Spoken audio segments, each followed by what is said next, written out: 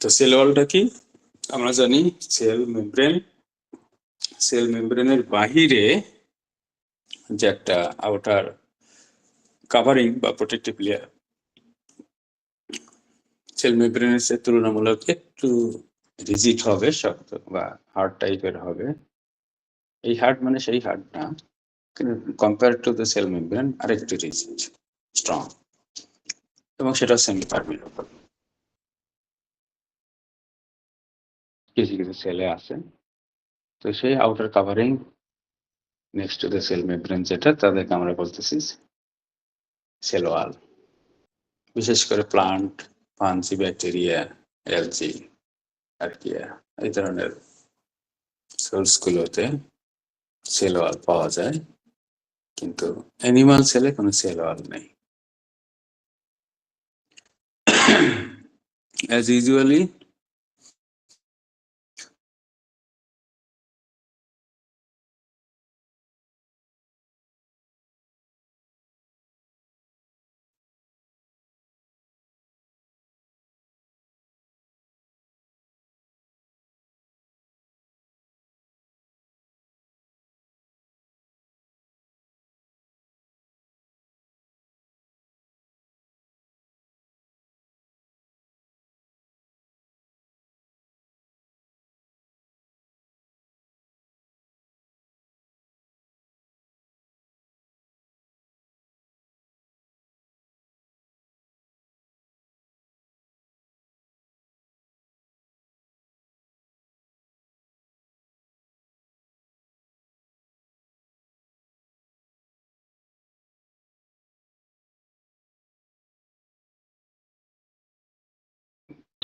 সেই হিসেবে টোটাল কনফার্মেশনটা বা কনফিগারেশনটা ধরে রাখার জন্য সাপোর্ট হিসেবে কাজ করছে।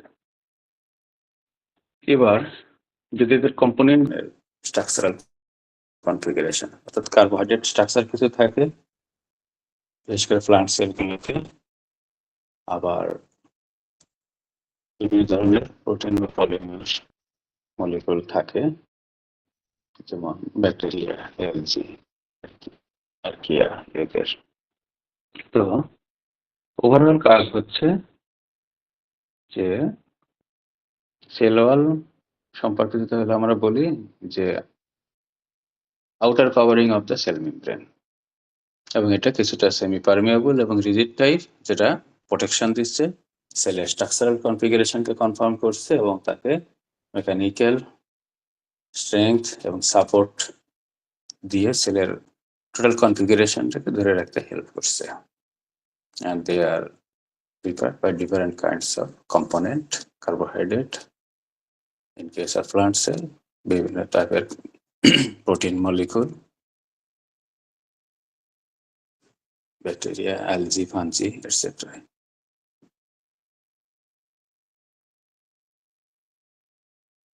যদি আমরা প্রথমে যাই তাহলে ব্যাকটেরিয়া সম্পর্কে আমরা যেটা জানি, এটা প্রোক্যারিওটিক মাইক্রো অর্গানিজম, ইউনিসেলুলার, এবং এটারও সেল ওয়াল আছে।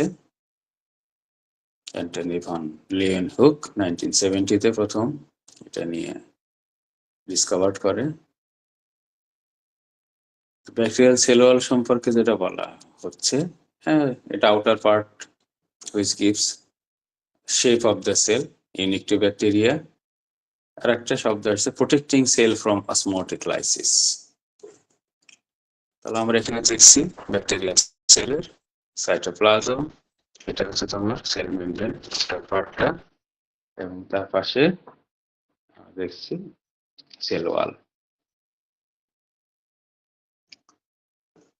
তাহলে এই ক্ষেত্রে আমাদের একটা মোস্ট ইম্পর্টেন্ট লার্নিং থিং আছে, তোমরা দেখতে পাচ্ছ?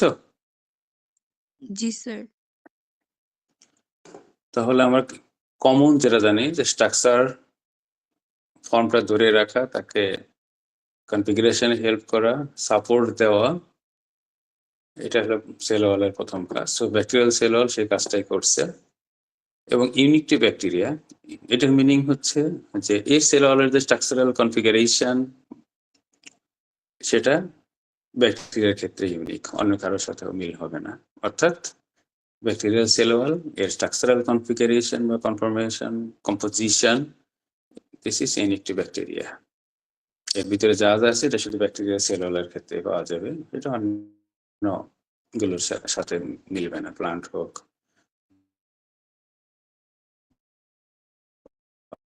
বা important point, protecting cell from osmotic lysis. এখন অসমোটিক লাইসিস বলতে আমরা কি বুঝি, কেউ কেউ বলতে পারবো? আমরা তো এর আগের ক্লাসে ডিসকাস করেছিলাম সেল মেমব্রেনের সময়। এনিওয়ান?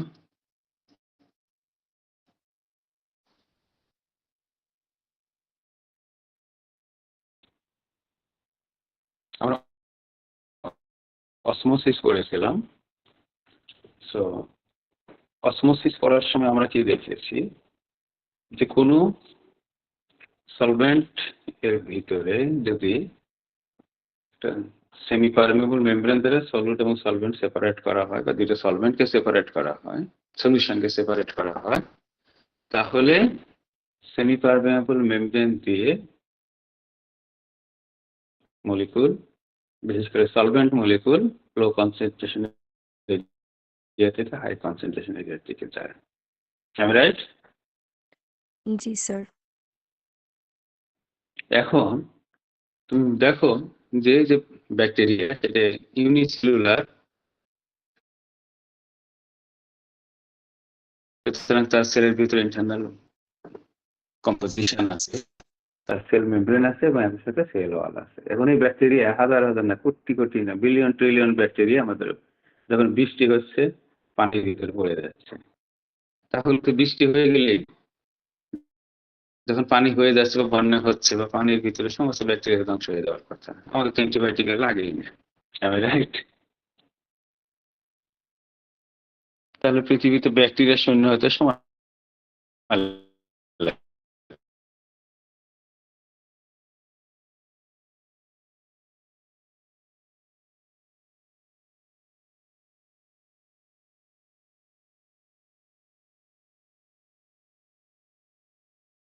স্যার শোনা যাচ্ছে না।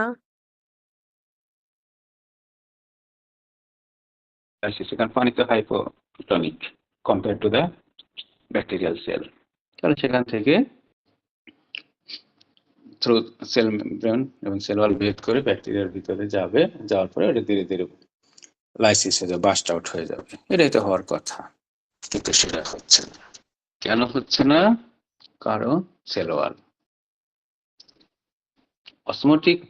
অসমোসিস প্রসেসে যখন বাহির থেকে ওকে ব্যাকটেরিয়াল সেল ওয়াল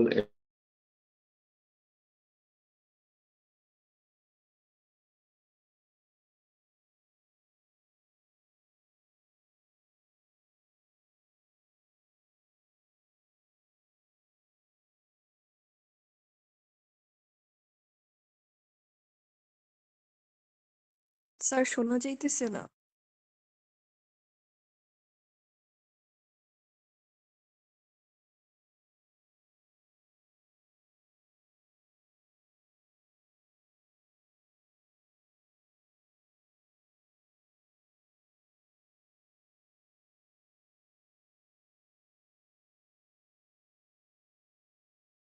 নেট ডিস্টার্ব করছে।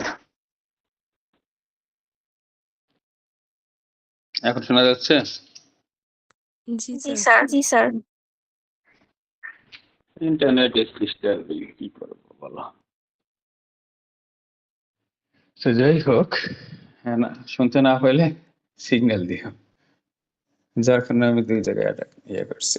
ওকে, তাহলে ব্যাকটেরিয়াল অ্যাজ পার অসমোসিস এর ভিতরে পানি মলিকুল প্রবেশ করার কথা, প্রবেশ করে এটাকে ডিস্ট্রয় হয়ে যাওয়ার কথা, কিন্তু যেহেতু সেল ওয়াল আছে তাই এটাকে প্রোটেকশন দিচ্ছে। সিম্পলি যদি আমরা একটা এক্সাম্পল দেই, ধরো একটা বেলুন, বেলুনের ভিতরে আমরা পানি ভরাচ্ছি, ধীরে ধীরে কিন্তু এটা অনেক বড় হতে থাকে। যদি খুবই পাতলা একটা নেট, ওই যে বাজারে যে ব্যাগ গুলো দেয় অনেক বড় বড় এরিয়া, সে একটা নেটের ভিতরে যদি আমরা শুধু বেলুনটা রাখি, তাহলে কিন্তু ওই নেট কিন্তু তাকে সুন্দরভাবে প্রোটেকশন দিচ্ছে, যে বেলুনের চারিদিকে সরে যাচ্ছে না বা ওটা বাস্ট হওয়ার মতো আর সুযোগ নাই, ফেটে যাওয়ার মতো সুযোগ নাই। ঠিক অসমোসিসের একটা প্রেসার থাকে, যে প্রেসারের মাধ্যমে অর্থাৎ ওয়াটার মলিকুল ব্যাকটেরিয়াল সেলের ভিতরে প্রবেশ করে এটা ধীরে ধীরে চারিদিকে ফুলে ফেঁপে উঠবে। সেই যে একটা pressure, osmosis pressure, osmotic pressure, সেটাকে প্রোটেকশন দিচ্ছে এই সেল ওয়াল, যার কারণে এটা চারিদিকে আর ফুলে ফেঁপে উঠছে না।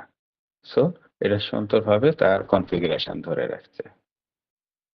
তাহলে অসমোটিক লাইসিস শব্দের অর্থ হচ্ছে যে অসমোসিস প্রক্রিয়ায় সলভেন্ট ব্যাকটেরিয়াল সেলের ভিতরে প্রবেশ করে সেটা এনলার্জে একসময় বাস্ট আউট হয়ে যাওয়ার কথা, লাইসিস ব্রেকডাউন, বাস্ট আউট। কিন্তু বাইরের দিকে এই সেল ওয়াল থাকার কারণে সেল ওয়াল সে অসমোটিক যে প্রেসার টু লাইসিস, এই প্রেসারটাকে সে রিডিউস করে দিচ্ছে, প্রোটেক্ট করে দিচ্ছে, যার কারণে ব্যাকটেরিয়া সার্ভাইভ করে যাচ্ছে। মেসেজটা ক্লিয়ার? জি স্যার। তাহলে এবার আমরা যাই যে কি এমন আছে এই ব্যাকটেরিয়ার সেল ওয়াল, যেটা দেখলাম ইউনিক টু ব্যাকটেরিয়া, সেল ওয়ালের কনফিগারেশন কি আছে। তো সেখানে আমরা দেখতে পাচ্ছি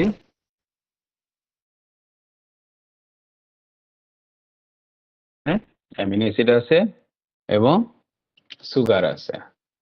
সুগার হচ্ছে NAG অ্যান্ড NAM, সংক্ষেপে এন বা এম ও বলা যেত, জি এবং এম দিয়েও নামকরণ করা হয়। এন অ্যাসিটাইল গ্লুকোসামিন আর এন অ্যাসিটাইল মিরমিক অ্যাসিড। ও এখানে একটা এল হবে। তাহলে এই দুইটা একটা ক্রস লিঙ্কিং এর মাধ্যমে অ্যামিনো অ্যাসিডের চেইন সাথে NAG অ্যান্ড NAM অর্থাৎ N acetyl glucosamine and N acetyl muramic acid, এই দুইটা ইন্টারলিঙ্কিং হয়ে total structural configuration of bacterial cell wall তৈরি করছে। তাদেরকে যদি কেমিক্যাল ফরমেশন আমরা দেখতে চাই, তাহলে দেখা যাচ্ছে যে NAG এবং NAM অর্থাৎ মিরামিক অ্যাসিড এবং এন অ্যাসিটাইল গ্লুকোসামিন এর সাথে একের পর এক অ্যামিনো অ্যাসিড যুক্ত হয়ে থাকবে। যদি ওভারঅল স্ট্রাকচারাল কনফিগারেশন দেখা যায়, তাহলে এরকম ঠিক একটা নেটওয়ার্কিং সিস্টেম। তাহলে এখানে দেখো NAG মানে GM এটা একের পর এক সুবিন্যস্ত ভাবে আছে এবং মাঝখানের পার্টগুলো সুন্দরভাবে পেপটাইড লিঙ্কেজ অর্থাৎ অ্যামিনো অ্যাসিড দ্বারা যুক্ত হয়ে আছে। এই যে অ্যামিনো অ্যাসিডের এই যে কনফিগারেশন, এটা ব্যাকটেরিয়া টু ব্যাকটেরিয়ার জেনেটিক বা জেনেসিস বা ভেরিয়েশনের কারণে এখানে কিছুটা চেঞ্জ হতে পারে। তার সাথে এই এনএসিটাইল মিরামিক অ্যাসিড এবং গ্লুকোসামিন তাদের একটা কম্বিনেশন থাকে। এটাই পুরোটা একটা নেটওয়ার্কিং সিস্টেমের মতো আউটার কাভারিংটা তৈরি করছে, সেল ওয়ালটা তৈরি করছে। সো পজিশন, তাহলে আমরা কি দেখলাম যে ব্যাকটেরিয়াল সেল ওয়াল, এটা হলো পেপটাইড গ্লাইকন। পেপটাইড গ্লাইকন কি NAG বা NAM এবং অ্যামিনো অ্যাসিড অর্থাৎ পেপটাইড লিঙ্কেজ, এই দুইটার কম্বিনেশন, একটা সুগার পার্ট আর একটা পেপটাইড পার্ট, এই কারণে বলা হচ্ছে পেপটাইড গ্লাইকান। গ্লুকোজ বা সুগার, মানে গ্লুকোজ তো মানে sugar, so peptide glycan layer. এবং এটার position outer part of the cell membrane of bacteria, কারণ সেখানে কিভাবে তার পজিশন হয়ে আছে সেটার উপর বেসিস করে মূলত গ্রাম পজিটিভ বা গ্রাম নেগেটিভ হিসেবে এদেরকে এক্সপ্লেইন করা হয়েছে। একটা হলো গ্রাম পজিটিভ আর একটা হচ্ছে গ্রাম নেগেটিভ। তোমরা অলরেডি মনে হয় গ্রাম পজিটিভ বা গ্রাম নেগেটিভ সম্পর্কে আইডিয়া আছে, am I right? G sir.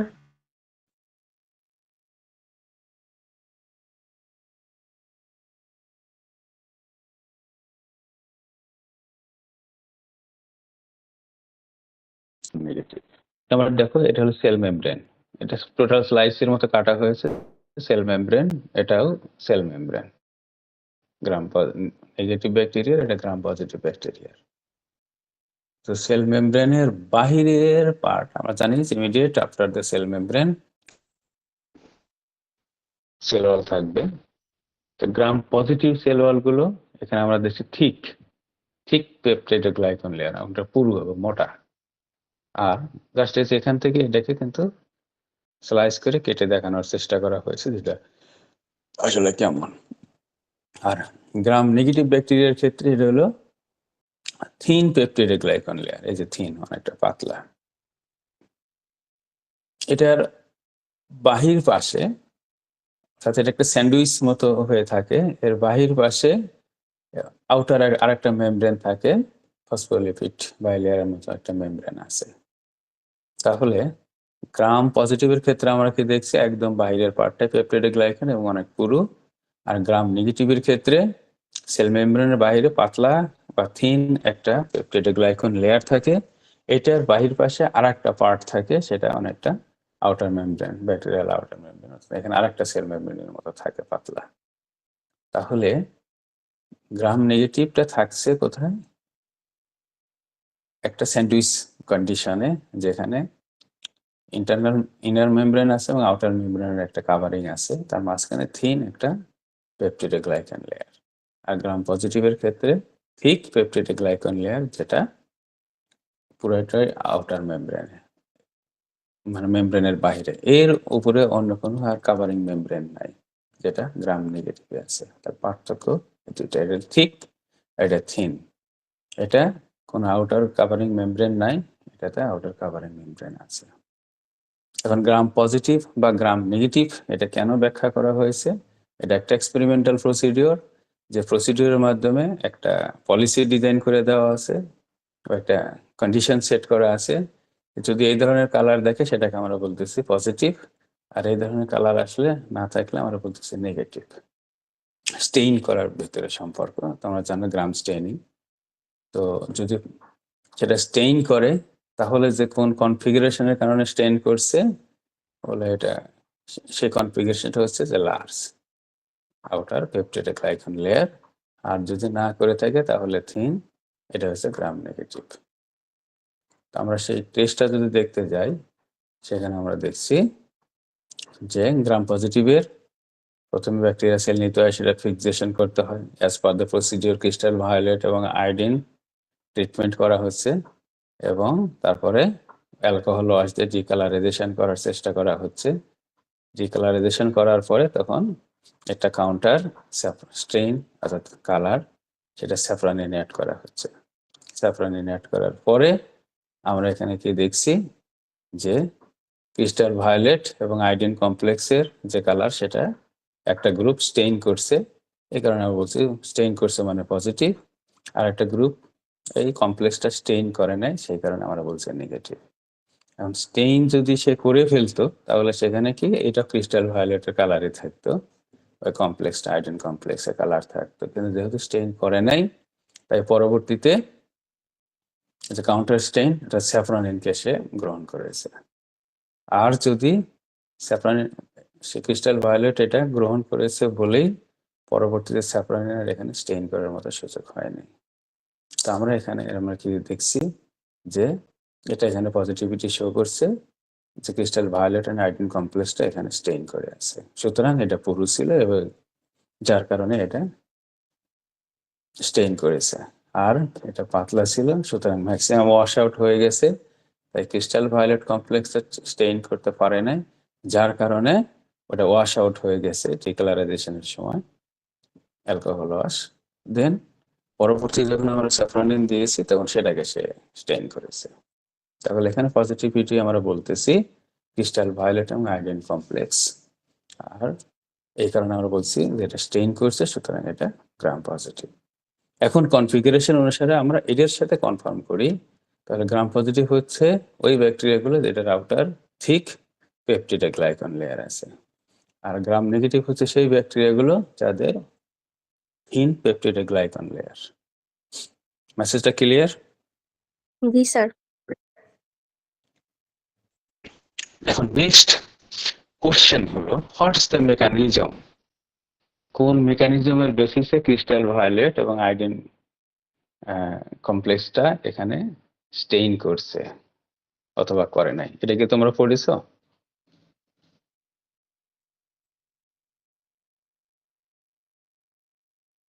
Sir এটা তো মাত্র আপনি বুঝিয়ে দিলেন। না, এটা তো বুঝালাম যে গ্রাম পজিটিভ কেন বলছে আর গ্রাম নেগেটিভ কেন বলছি। কারণ আমাদের কিন্তু একটা এখানে মিসকনসেপ্ট থাকে যে ব্যাকটেরিয়া পেপটিডে গ্লাইকন লেয়ার পুরো হলো তারা গ্রাম পজিটিভ। ওকে, এটা কিন্তু একটা রেজাল্ট, কিন্তু গ্রাম পজিটিভ শব্দটার সাথে কিভাবে আমরা কানেক্ট করেছি সেটা আমি এক্সপ্লেইন করলাম। তো বাস্ট এখানে আমার নেক্সট কোশ্চেন হলো যে ঠিক পেপটিডে গ্লাইকন লেয়ার যেটা, ওরা কেন ক্রিস্টাল ভায়োলেট এবং আয়োডিন কমপ্লেক্সটাকে ধরে রাখতে পারছে, থিনটা কেন পারছে না? এটার মেকানিজম কি, বা সেখানে কি ঘটনাটা ঘটছে, ফিজিকো কেমিক্যাল মেকানিজম, এটা জানো কিনা?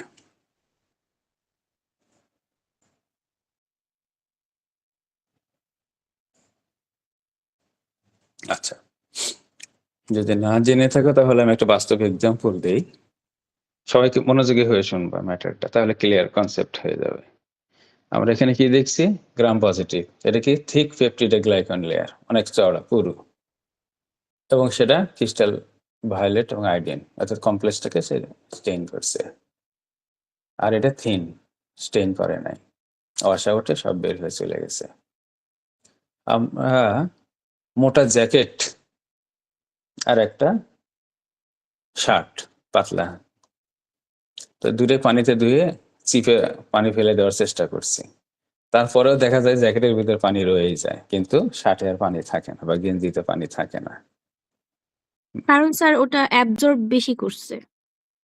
ইয়েস, সুতরাং যদি আমি সাবানের ভিতরে থেকে ওটা বের মানে ধরে আসার সাথে আমি একটা সাবান মেশাইলাম, তো সাবান পানি দিয়ে এটাকেও 3 বার ধৌত করলাম, জ্যাকেটটাও 3 বার ধৌত করলাম, শার্টটাও 3 বার ধৌত করলাম, দেখা যাবে শার্টে আর কোনো সাবান পানি মিশ্রিত নাই, কিন্তু জ্যাকেটের ভিতরে তখন সাবান পানি রয়ে গেছে, কারণ ওটার ভিতরের এরিয়া অনেক বেশি এবং কিছু জিনিস রয়ে গেছে। আমি রাইট?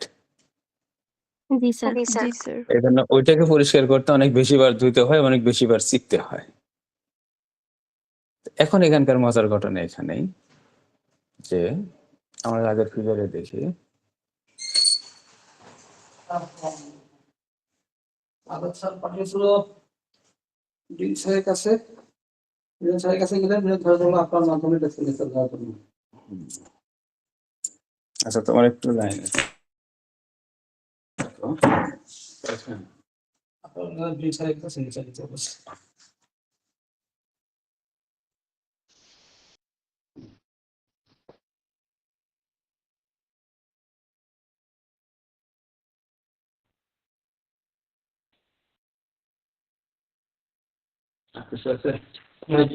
এরকম দিতে জানি না।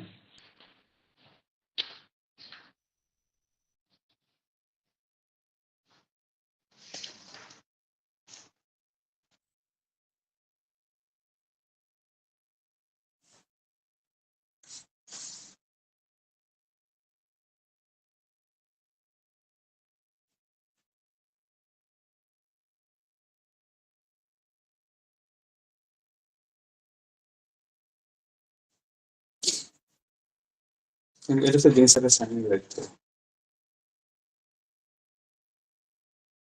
আপনাকে নিয়ে যেতে বলছে স্যার। হুম, আপনাকে নিয়ে যেতে বলছে।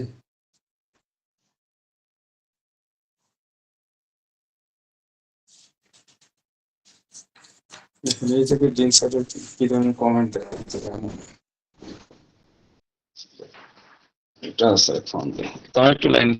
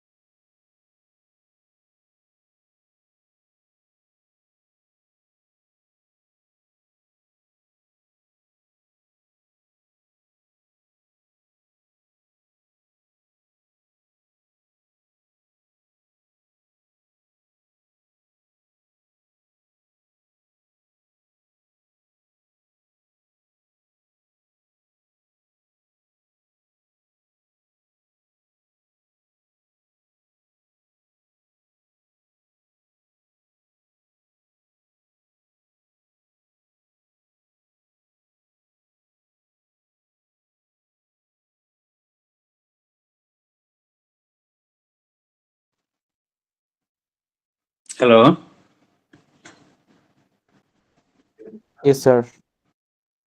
ওকে, তো যে এক্সাম্পল দিচ্ছিলাম, তো আসলে এখানে ঘটনাটা কি ঘটে দেখো, যখন আয়োডিন এবং কমপ্লেক্সটা এখানে দেওয়া হচ্ছে, ক্রিস্টাল ভায়োলেট আয়োডিন কমপ্লেক্স, তখন এই যে থিক পেপটিডোগ্লাইকান লেয়ার এখানে পরিপূর্ণভাবে প্রবেশ করে যাচ্ছে, এটা অ্যাবজর্ব করে নেওয়ার মতো অবস্থা হয়েছে, এটার সাথে একটা ইন্টার মলিকুলার অ্যাট্রাকশনে তারা চলে আসে।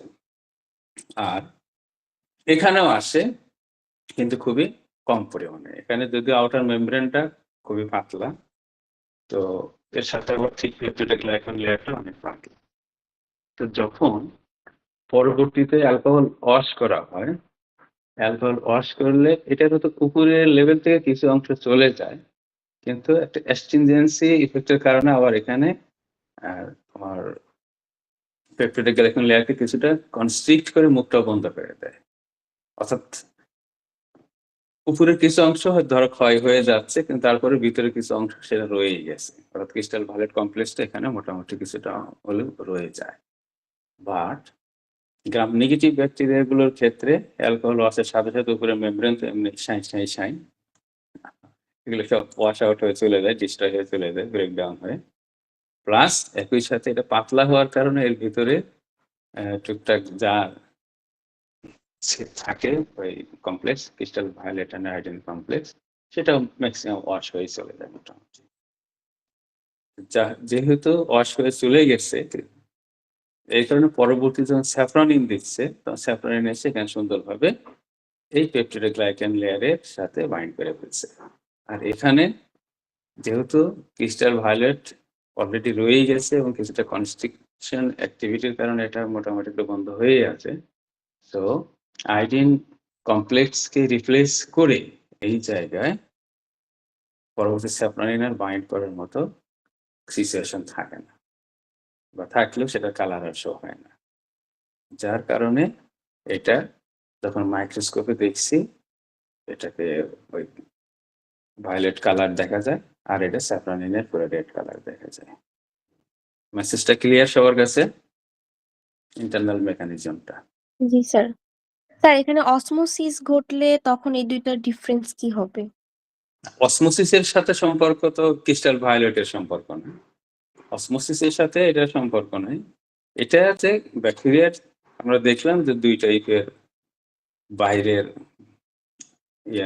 আই মিন সেল ওয়াল আছে, একটা পুরু এবং তার বাইরের পাশে কোনো কাভারিং, কোনো মেমব্রেন নাই, আর একটা হলো পাতলা, তার বাইরের পাশে কাভারিং মেমব্রেন আছে। এটাতে ইন্টারনাল সেল মেমব্রেন। অর্থাৎ বুঝতে পারছি। এই কনফিগারেশনের পার্থক্যটা বোঝানোর জন্য। আর আমরা এখানে পজিটিভ শব্দটা নিয়ে এসেছি কারণ এখানে ক্রিস্টাল ভায়োলেট আয়োডিন কমপ্লেক্সটা এরা রিটেন করছে, এই জন্য আমরা বলছি পজিটিভ। শান্ত রিটেন করলে পজিটিভ, আর রিটেন না করলে নেগেটিভ। তাহলে সেটা তো খালি চোখে দেখা যাবে না, যার কারণে পরবর্তী স্যাফরানিনটা দেওয়া হচ্ছে, তখন এটা চোখে পড়তেছে। তখন আমরা স্যাফরানিন যেহেতু এখানে বাইন্ড করছে, তার মানে কি ক্রিস্টাল ভায়োলেট কমপ্লেক্স আর এখানে নাই, এটা ওয়াশ আউট হয়ে চলে গেছে। তাহলে এটার দ্বারা আমরা কনফার্ম করতে পারছি যে সেটা সেলুলার স্ট্রাকচারাল কনফিগারেশনটা কি টাইপের, এটা গ্রাম পজিটিভ না গ্রাম নেগেটিভ। এইটার এই রিসার্চের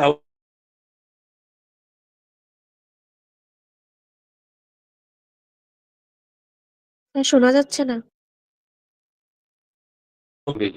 পানি যেহেতু মারতে পারতেছে না সেলুলারের কারণে, তো এটাকে মারার জন্য তখন মারতে হলে তার বাড়ির আশেপাশে কিন্তু সবকিছুই টার্গেট। চোর যখন কোনো বাড়িতে অ্যাটাক করতে যায়, সে কি করে, আগে কিন্তু আশেপাশের সমস্ত পরিবেশের খোঁজ খবর নেয়, বাড়ির চারদিকের ওয়াল কোথায় কেমন আছে, কোন দিক দিয়ে অ্যাটাক করলে দ্রুত জানালাটা ভাঙা যাবে অথবা মাটি খুঁড়লে খুব কাজ হবে, কোথায় দুর্বল আছে কোন দিক দিয়ে বের হয়ে আসবো, এই হিসাবগুলো করে না।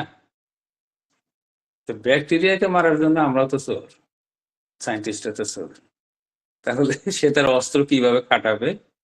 সে অস্ত্র খাটার দিকে যদি সেলওয়ালকে টার্গেট করা হয় যে সেটাকে আমরা ব্রেক ডাউন করবো, লাইসিস করবো, তাহলে সেই ক্ষেত্রে তখন অ্যাকশন শুরু হয়ে যায়। তার আমরা যে ব্যাকটেরিয়া তার সেলওয়ালের স্ট্রাকচারাল কনফিগারেশন কি অবস্থায় আছে, কিভাবে অ্যাটাক করলে কোথায় কিভাবে ডিরেক্ট ব্রেক ডাউন করবে, তখন এখানকার ফিজিক্যাল কেমিক্যাল যে কন্ডিশন আছে, প্রপার্টিস আছে, তার উপর বেসিস করে অ্যান্টিবায়োটিক ডিজাইন করা হচ্ছে। ও কিভাবে যাবে, সেল মেমব্রেন অ্যাটাক করবে নাকি ডিরেক্ট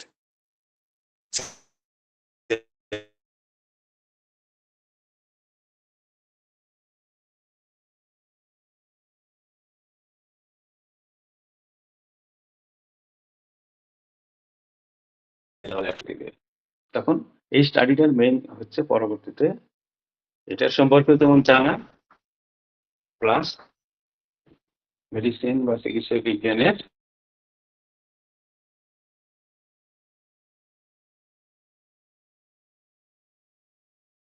অগ্রগতির ক্ষেত্রেও এটা গুরুত্বপূর্ণ ভূমিকা আছে। But significance of study of cell wall composition bacteria. Clear? Hello. জি স্যার।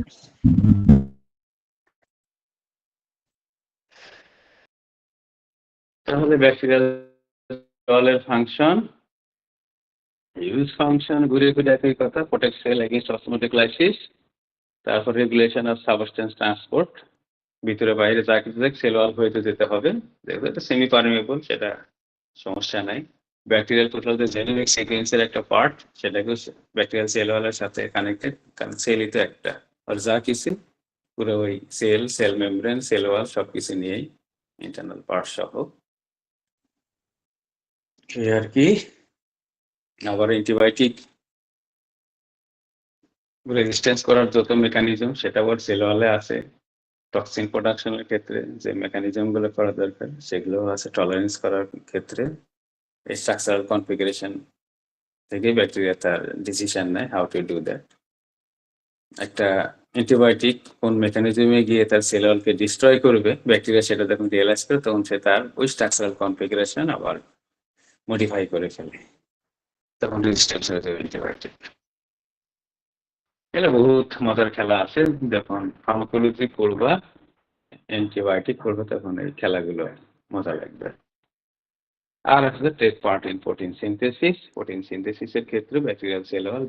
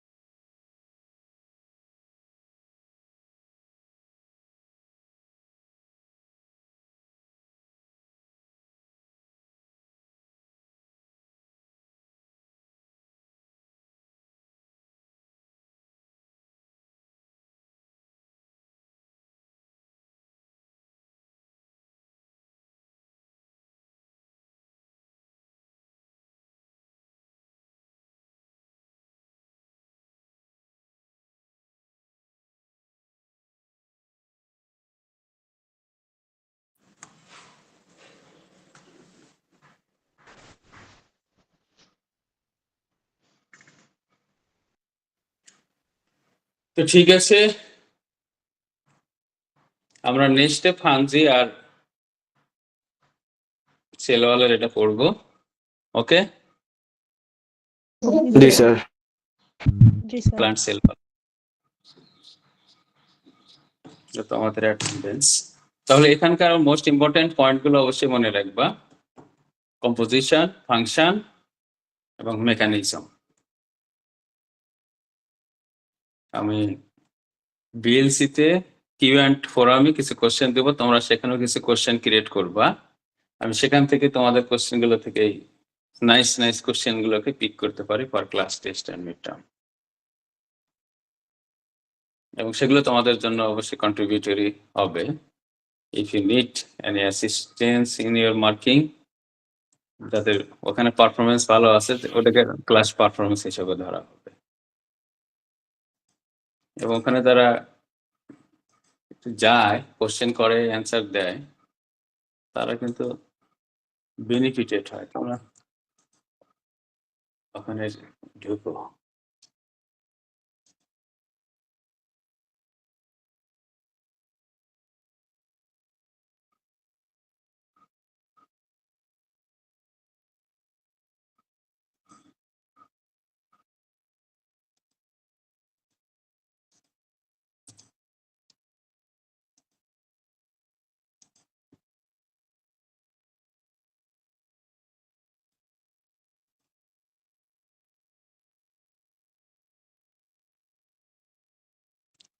(33A) কয়জন আছে? সবাই আছে নাকি? না,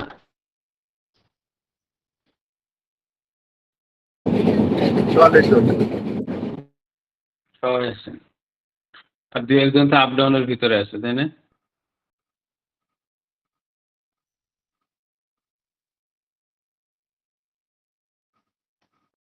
মানে অ্যাবসেন্ট গুলো আমার বের করবো কি করে?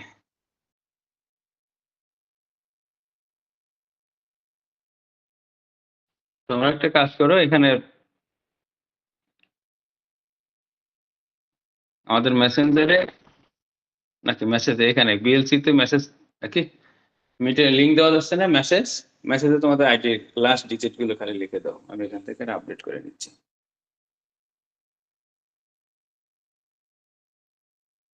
Sir Okay? কোথায় লিখবো? এই যে মেসেজ অপশন, মিটের মেসেজ অপশনে এই যে বুঝে গেছে হাবিবুল্লাহ।